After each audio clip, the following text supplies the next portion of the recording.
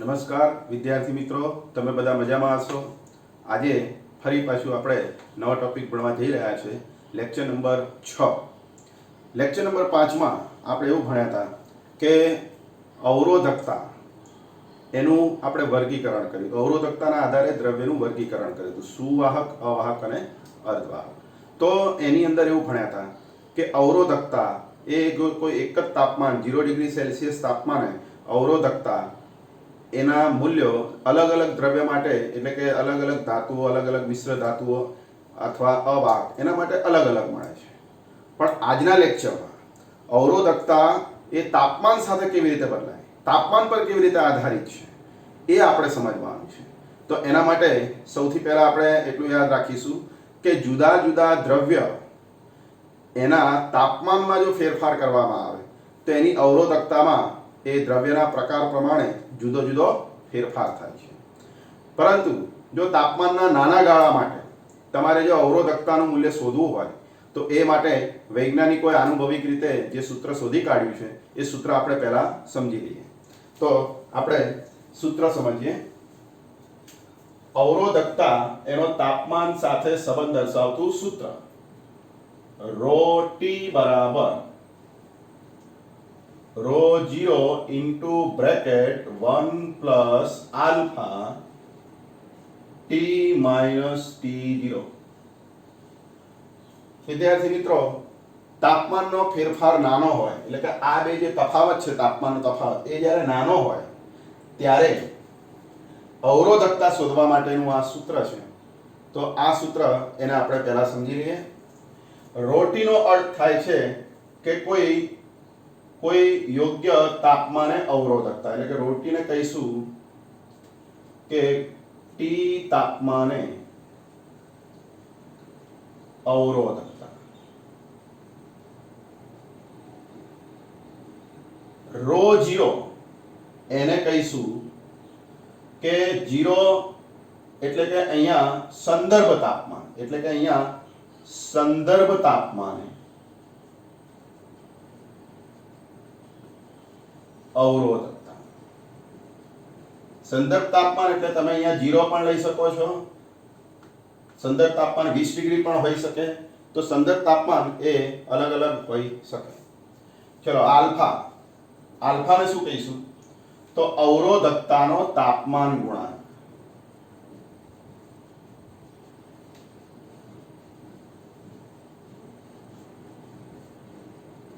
આ એક અચળાંક છે અને એને અવરોધકતાનો તાપમાન ગુણાંક કહેવામાં આવે છે। વિદ્યાર્થી મિત્રો, કે જુદા જુદા દ્રવ્ય માટે આ જે આલ્ફાના મૂલ્ય એ અલગ અલગ હોય છે। આપણે ગયા લેક્ચરમાં જે કોષ્ટક, જે ટોપિક ભણી ગયા 3.7 એની અંદર એક કોષ્ટક આપેલું છે, એમાં આલ્ફાના મૂલ્ય અલગ અલગ દ્રવ્ય માટે અલગ અલગ છે, એ આપેલા છે, તમે જોઈ લેજો। તો આ આલ્ફાનો એકમ શું? તો આનો એકમ, આ રો ઉડી જાય બંનેના એકમ, અને એક એ ડાબી બાજુ જાય એટલે -1 થાય, અને છેદમાં તાપમાનનો તફાવત જાય એટલે આલ્ફાનો એકમ થાય તાપમાનના તફાવતનો વ્યસ્ત। એટલે કે તાપમાનના તફાવતનો એકમ જો સેલ્સિયસ ગણી તો સેલ્સિયસનો વ્યસ્ત, ડિગ્રી સેલ્સિયસનો વ્યસ્ત, ડિગ્રી સેલ્સિયસ ઇન્વર્સ। એટલે આનો એકમ આલ્ફાનો એકમ ડિગ્રી સેલ્સિયસ ઇન્વર્સ અથવા કેલ્વિન ઇન્વર્સ। તો વિદ્યાર્થી મિત્રો, આ અવરોધકતાના તાપમાન ગુણાંકનો એકમ છે। હવે વિદ્યાર્થી મિત્રો, આપણે સમજીએ કે આ સૂત્ર એને કેવી રીતે યાદ રાખવું અને કેવી રીતે એનો ઉપયોગ કરવો। સૂત્રને યાદ રાખવાની રીત છે ρT બરાબર ρ0। અહીંયા રો હોય તો અહીંયા પણ રો આવે, પછી બ્રેકેટમાં એક તો ફરજિયાત આવે અને પ્લસ કરીને આલ્ફાના ગુણાકારમાં તાપમાનનો તફાવત। હવે અહીંયા આનો અર્થ શું થાય વિદ્યાર્થી મિત્રો? તો આ તાપમાનના તફાવતનો અર્થ એ થાય છે કે આ તમે તાપમાન T કોઈ પણ લઈ શકો, ધારો કે 300 કેલ્વિન, 200 કેલ્વિન, 250 કેલ્વિન, પછી T0। તો T0 એ મોટે ભાગે 0 અથવા 20 ડિગ્રી સેલ્સિયસ તમને આપેલું હશે, અથવા કેલ્વિનમાં આપ્યું હોય તો તમને 200 કેલ્વિન, 300 કેલ્વિન આવું તમને સંદર્ભ તાપમાન આપેલું હશે। એટલે કે આ T તાપમાને કોઈ પણ લઈ શકાય, આ તાપમાન તમને પરીક્ષામાં આપેલું હશે। હવે આ સંદર્ભ તાપમાન જો આપ્યું હોય તો તમને ρ0 પણ એ આપેલો હોય, કેમ કે આ જે તાપમાન હશે એ તાપમાને અવરોધકતા હશે, એટલે આ બંને અચળાંકો જ કહેવાય એક જાતના, એ તમને રકમમાં આપેલા હશે જ્યારે દાખલો ગણતા હોય ત્યારે. આ તાપમાન તમારે જે લેવું હોય લઈ શકાય, ધારો કે 300, 400, 500 કેલ્વિન, અને આલ્ફા એ પણ તમને આપેલો હશે.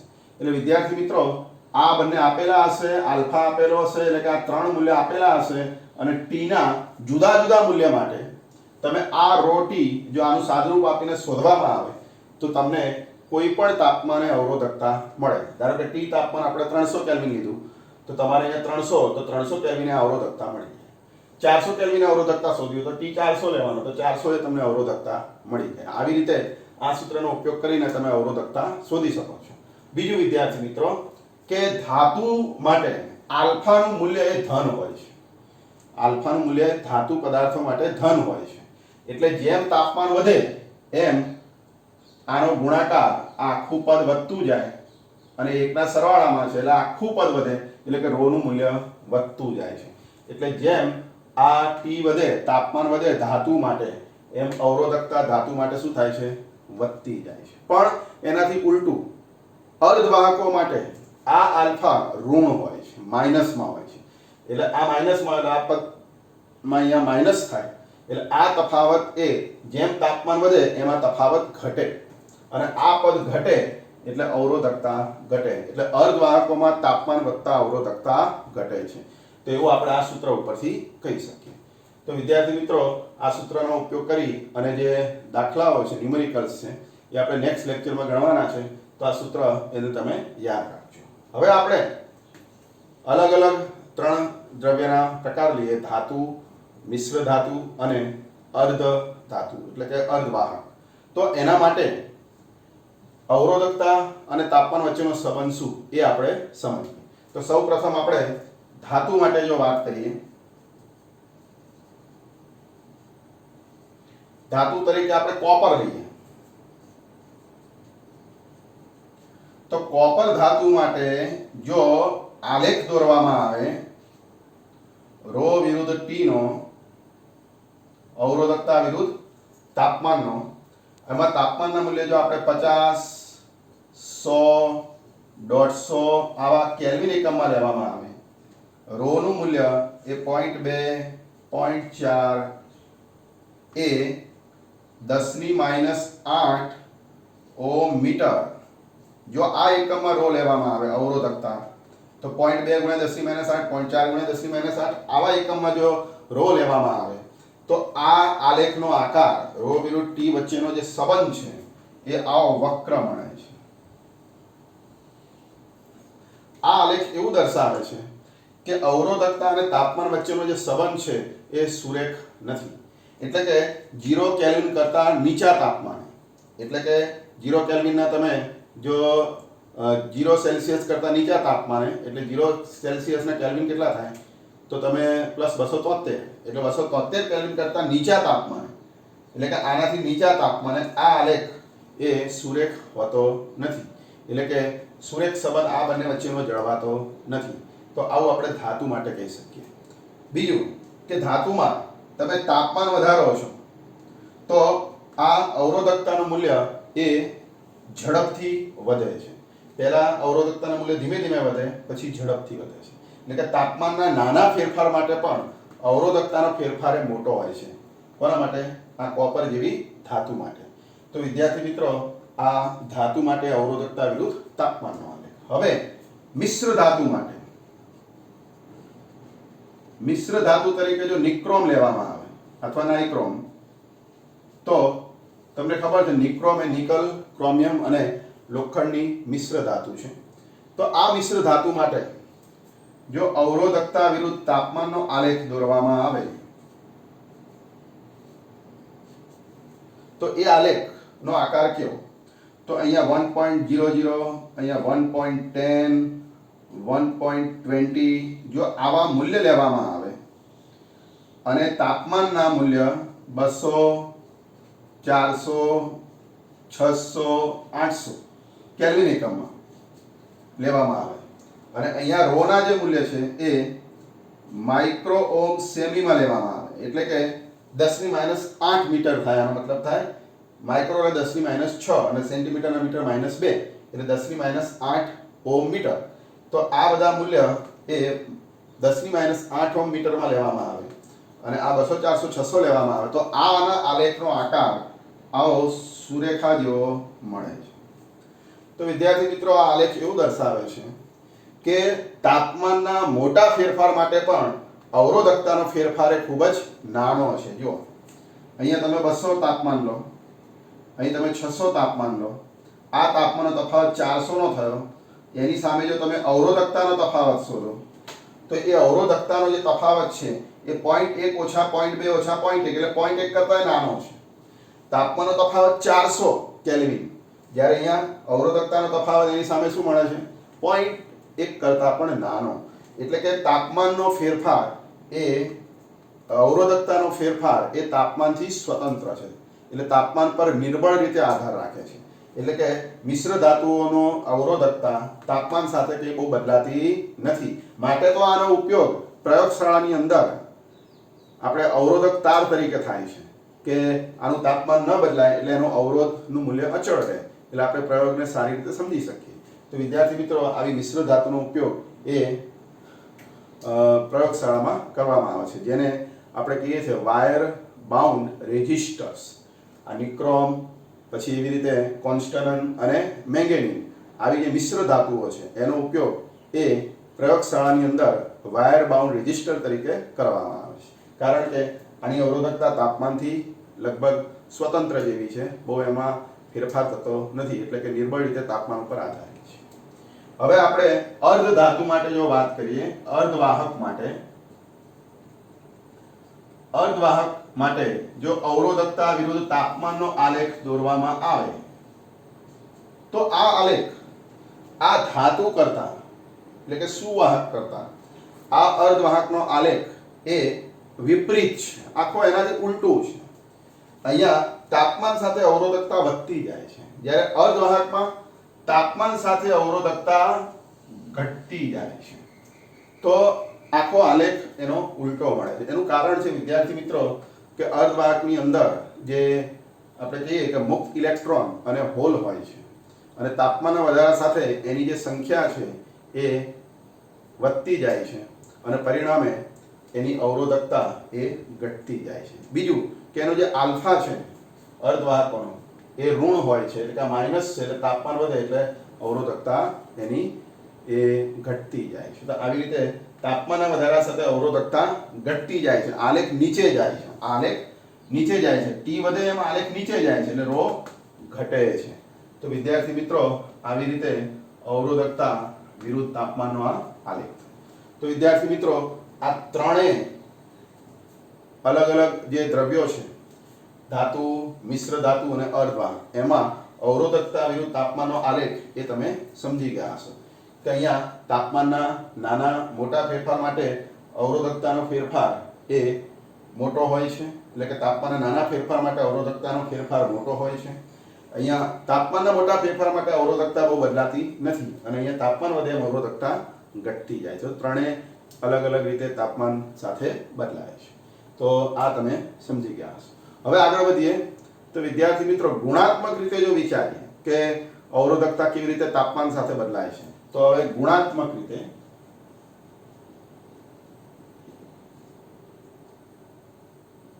રીતે જો આપણે અવરોધકતા અને તાપમાન વચ્ચેના સંબંધની વાત કરીએ તો આગળના લેક્ચરમાં એક સૂત્ર તમે ભણી ગયા હતા કે અવરોધકતા ρ એટલે કે વાહકતાનો વ્યસ્ત, આનું એક સૂત્ર તમે ભણ્યા હતા કે m/ne² * τ. આ સૂત્ર એવું દર્શાવે છે કે અવરોધકતા એ સંખ્યા ઘનતા સ્મોલ m એના વ્યસ્ત પ્રમાણમાં છે. એકમ કદમાં રહેલા ઇલેક્ટ્રોનની સંખ્યા એને સંખ્યા ઘનતા કહેવામાં આવે છે. તો એ સંખ્યા ઘનતા અહીંયા વ્યસ્ત પ્રમાણમાં અવરોધકતા સાથે છે. એવી રીતે તાપમાન રિલેક્સેશન સમય, તો રિલેક્સેશન સમયના પણ શું થાય છે? અવરોધકતા એના વ્યસ્ત પ્રમાણમાં છે. તો આ રિલેક્સેશન સમય અને સંખ્યા ઘનતા બંને સાથે ρ વ્યસ્ત પ્રમાણમાં છે. હવે વિદ્યાર્થી મિત્રો તાપમાન જો વધારવામાં આવે તો આ જે ટાઉ છે રિલેક્સેશન સમય એ એના મૂલ્યમાં ઘટાડો થાય છે. કેમ? કારણ કે તાપમાન વધે એટલે રિલેક્સેશન સમયનો અર્થ થાય છે ઇલેક્ટ્રોનની અથડામણ, આયનો સાથેની ક્રમિક અથડામણ. એનો સમય એટલે રિલેક્સેશન સમય. તાપમાન વધે એટલે ઇલેક્ટ્રોનની જે ઝડપ છે વધી જાય. એટલે બે ધન આયન સાથે ઇલેક્ટ્રોન ઝડપથી અથડાવા લાગે એટલે એનો જે સમયગાળો છે અથડામણનો એ ઘટી જાય. એટલે કે એની જે આવૃત્તિ છે અથડામણની વધી જાય, સમયગાળો ઘટી જાય અને સમયગાળો ઘટે એટલે આ અવરોધકતા શું થાય છે? બદલાય છે, વધી જાય છે. તો આવી રીતે આ રોનું મૂલ્ય n અને ટાઉ ઉપર આધાર રાખે છે. હવે જો ધાતુ માટે વાત કરીએ આપણે, તો ધાતુ માટે આ રિલેક્સેશન સમય એ રોનું મૂલ્ય એ માત્ર ટાઉ ઉપર આધાર રાખે છે ધાતુ માટે. કેમ કે ધાતુમાં તમે તાપમાન વધારો તો ઇલેક્ટ્રોનની જે સંખ્યા ઘનતા છે એમાં કંઈ બહુ ફેર પડતો નથી. એટલે ધાતુ માટે આ રિલેક્સેશન સમય ઇલેક્ટ્રોનની જે ક્રમિક અથડામણ આયન સાથેની એનો જે સમય છે એ ઘટે છે અને ટાઉ ઘટે છે એટલે રો અવરોધકતા વધે છે. એટલે અહીં ટાઉ ઘટે છે માટે અવરોધકતા વધે છે. તો ધાતુ માટે તાપમાન વધે એટલે રિલેક્સેશન સમય ઘટે અને અવરોધકતા વધે છે. ચલો હવે અર્ધવાહક અને અવાહક માટે જો વાત કરીએ તો આ ધાતુ માટે આપણે વાત કરી. અર્ધવાહક અને અવાહક માટે તમે તાપમાન વધારો આ બંનેનું તો એમાં રિલેક્સેશન સમય ટાઉ એનું મૂલ્ય એ તાપમાનના વધારા સાથે તમને ખબર છે કે રિલેક્સેશન સમયનું મૂલ્ય ઘટે છે. એટલે ટાઉનું મૂલ્ય ઘટે છે. ટાઉનું મૂલ્ય એ ઘટે છે, બરાબર, પણ સામે આ n નું મૂલ્ય ઘણું બધું વધી જાય છે. એટલે કે અંદર જે મુક્ત ઇલેક્ટ્રોન હોય એની સંખ્યામાં વધારો થાય છે.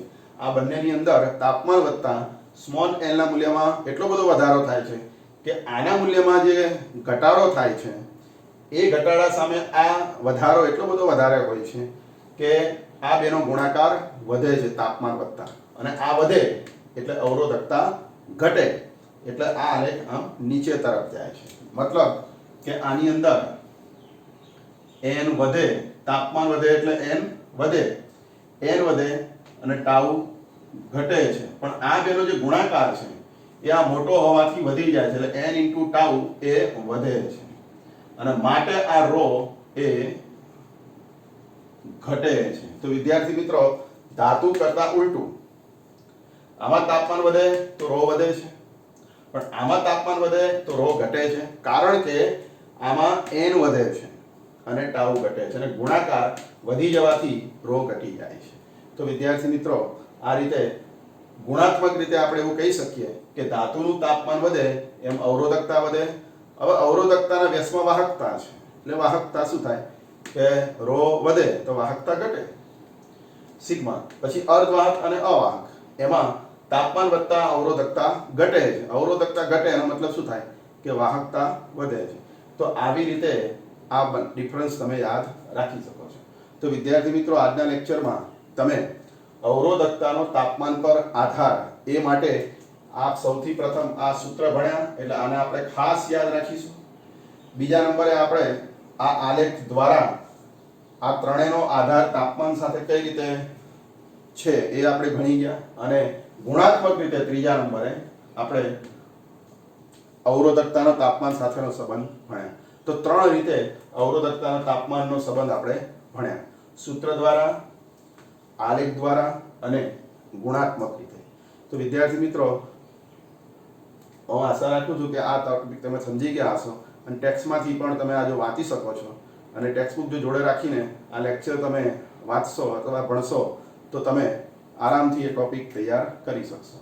તો આજે આટલું રાખીએ છીએ.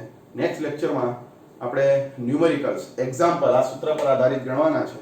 તો એ સૂત્ર બરાબર તમે તૈયાર કરી રાખશો તો તમને એક્ઝામ્પલમાં ખૂબ મજા આવશે. તો આજે આટલું રાખીએ છીએ. જય સ્વામિનારાયણ.